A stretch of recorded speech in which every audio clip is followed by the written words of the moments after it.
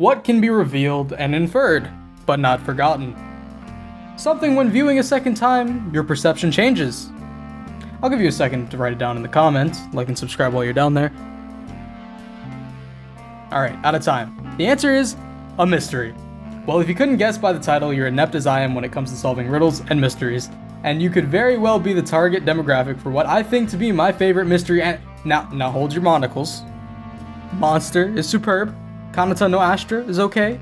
Serial Experiments Lane is great. Erased is but among all other mystery anime, Hyouka now stands atop as my favorite. If you watched my previous video, it would be no secret I'm in a bit of a mystery phase when it comes to my recently watched anime. Murders, killers, horror, time travel, all novel concepts to be added to the mystery genre, except for that last one.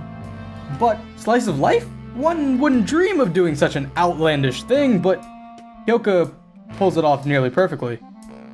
Let's lay out how it does this. First, relatability. The main clique of Hyouka are the members of the Classics Literature Club, each with their own differentiating personality, belief, and development as we progress through the story. They aren't entirely cardboard cutouts of anime tropes, except for the MC, who I'd self-insert myself into any day. Next, we have low stakes.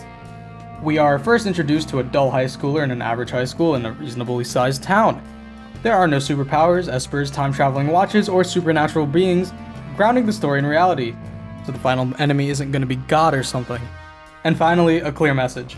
Change in motivation is through a change in perspective. We'll touch more up on that one later, but for right now, let's go into the members. So we have the energy conservation enthusiast hermit Oraki, our main protagonist. His friend A with the big D and Satoshi, the self-proclaimed database. Ibara, an outspoken loudmouth tsundere with an unrequited love towards Satoshi. And the catalyst for the story, Chitanda, the spontaneous, curiosity-driven, rose-colored moe blob meant to sell merch. We follow their growth and interactions through the brief mysteries they encounter within their school, Kameyama High. I'm going to talk about the first 6 episodes encompassing the first arc, so spoilers ahead, click off now, go watch it. The Classics Club is doomed to shut down from a lack of members in Oraki's freshman year. His sister, being an alumni of the school, hates to see her youthful memories erased, resulting in Oraki's transferred from the Go Immediately Home Club to the Classics Club. However, when he arrives, he finds he's not the only one there. Chitanda, a girl of the same grade from a neighboring class, was also in the locked classroom. Oraki let her know that he's going to head home since someone is keeping the club alive, and he doesn't seem the need to. However, Chitanda brings up an interesting point. Why was the door locked?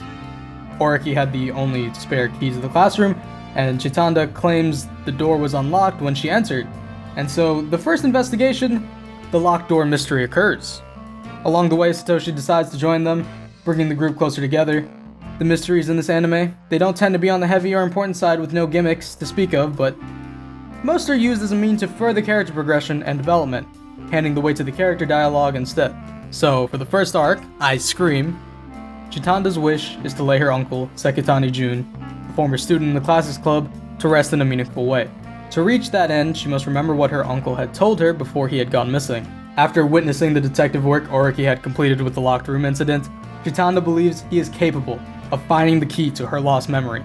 Along with the help of Satoshi and Ibara, the Classic Club set off to find clues relating to Sekitani Jun through past club anthologies labeled Hyouka. Through the school's history and recollection of faculty members, the group string together bits and pieces of information, discovering the brutal truth of what occurred at Kameyama Cultural Festival 45 years ago. After discovering the person who wrote the original anthology to be the school's librarian, the betrayal and sacrifice of Sekitani Jun is retold. Hyouka, the term for ice cream written in kanji, is used as a pun, after being translated through English to I Scream, a term used to pass down Sekitani Jun's legacy through the anthologies created by the Classics Club. I'm not going to dive too much into detail about Sekitani Jun's story because that's not the important bit and you should go watch it if you're very interested in that, but the change all of the characters go through is the impact of this arc, change and motivation. Throughout the beginning of the arc, Oraki believed having what he calls a gray life was something that he wanted and enjoyed because it expended little energy. However, as Chitanda shows him her rose-colored world, his perspective on fulfillment begins to change. He longs for her world because that is what he was searching for the whole time, motivation towards something. even if it's insignificant, like theory crafting solutions to minor mysteries. Because a cute girl said. It's because of this, Oriki evolves throughout the series, continuing to better himself even when it seems to get the better of him.